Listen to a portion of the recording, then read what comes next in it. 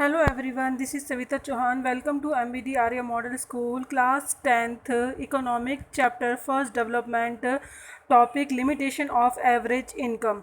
That means अभी हमने previous video में स्टूडेंट पढ़ा था कि एवरेज इनकम क्या होता है और कैसे हम कंपेयर करते हैं अदर कंट्री से, कंपैरिजन करके कैसे पता करते हैं कि कौन सी कंट्री डेवलप है। लेकिन अब इस वीडियो में हम देखेंगे कि हमने इनकम के बेस पे तो देख लिया, कंपेयर कर सकते हैं अदर कंट्री से, लेकिन उसके अंदर भी लिमिटेशन है। यानी ऐसी कौन सी लिमिटेशन है, कौन सी ऐसा प्रॉब्लम है जिसकी वजह से हम सिर्फ इनकम को ही एक क्राइटेरियन नहीं मान सकते कि हाँ हम दूसरी कंट्री से कंपेयर कर सकते हैं। विद एग्जांपल समझेंगे। Averages are fulfil for comparison. हम सिर्फ कंपैरिजन तो कर सकते हैं, यानी जब एवरेजेस निकाली जाती है तो उससे कंपेयर हो जाएगा। एग्जांपल में आप ले सकते हैं, जैसे कि क्रिकेट में हम देखते हैं कितने एवरेज रन बनाए, तो उससे हमें पता चल जाता है कि भाई उस कंट्री के इतने, इस कंट्री के इतने, तो कंपेयर तो कर लो, कंपैरिजन तो हो जाएगा। But they also hide disparities. But disparities means होता है असमानताएँ, यानी उसके अंदर जो अंडरग्राउंड जो असमानताएँ हैं, जो अनइक्वलिटी है, वो हमें क्या होती है, नज़र नहीं आती है। वो हमें बहुत ज़्यादा देखना है क्या होता है। For example let us consider two country. चलो दो कंट्रीज़ को कंसीडर करेंगे, A and B. For the sake of simplicity we have assumed that they have only 5 citizen. तो एक हम और दूसरी ए और बी में दोनों में 5 सिटीज़न लेंगे कि दोनों कंट्री में 5 सिटीज़न रहते हैं। Based on data given in table 1.1 में जो ये डेटा के बेस पे दे रखा है, calculate the average income for both the countries. दोनों की पहले हम एवरेज इनकम निकाल लें।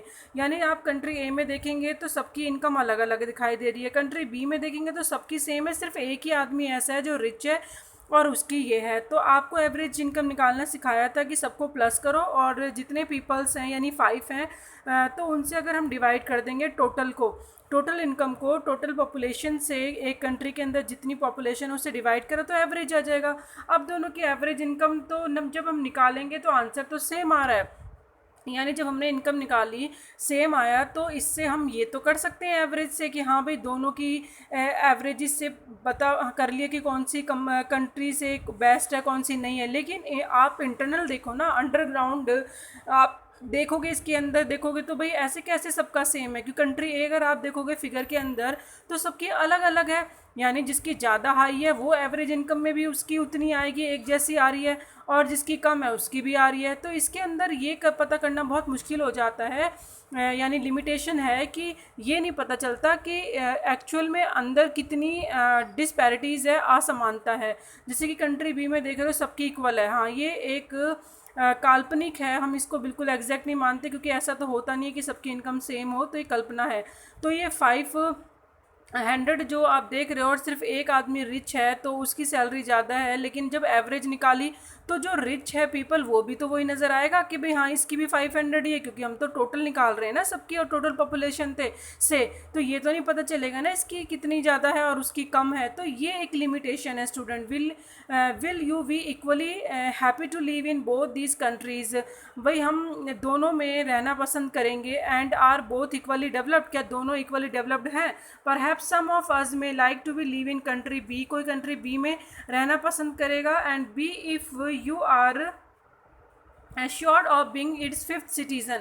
और कोशिश करेंगे कि बी में हम 5th वाले सिटीज़न बने क्योंकि वो सबसे रिच है। But if it is a lottery that decided our citizen number, then perhaps most of us will prefer to live in country A. लेकिन लॉटरी निकाली जाती है और उसका नंबर आपका ए कंट्री में आता है, यानी आपको ए कंट्री में रहना है। तो even though both are countries have identically average income and country A is prefer because it has more equitable distribution. तो हम लोग मोस्टली क्या रहना पसंद करेंगे? ए में। और क्यों रहना पसंद करेंगे? कि उसमें इक्विटेबल डिस्ट्रीब्यूशन है, यानी जो ज़्यादा इक्विटेबल दिखाई दे रहा है। And in this country people are neither very rich nor extremely poor. यानी ए वाली कंट्री में आप देख सकते हैं ना तो ज़्यादा अमीर है कोई, ना ज़्यादा गरीब है, तो इसमें एक इक्वालिटी नज़र आ रही है। तो ए में हम लोग क्या रहना पसंद करेंगे। And on the other hand most citizen in country B are poor. आप बी कंट्री में देखोगे तो मोस्टली पुअर हैं। 1 पर्सन इज एक्सट्रीमली रिच। एक ही पर्सन है जो बहुत रिच है। Hence person is extremely rich और बहुत ज़्यादा ही रिच है। Hence while average income is useful for comparison, it does not tell us how this income is distributed among people.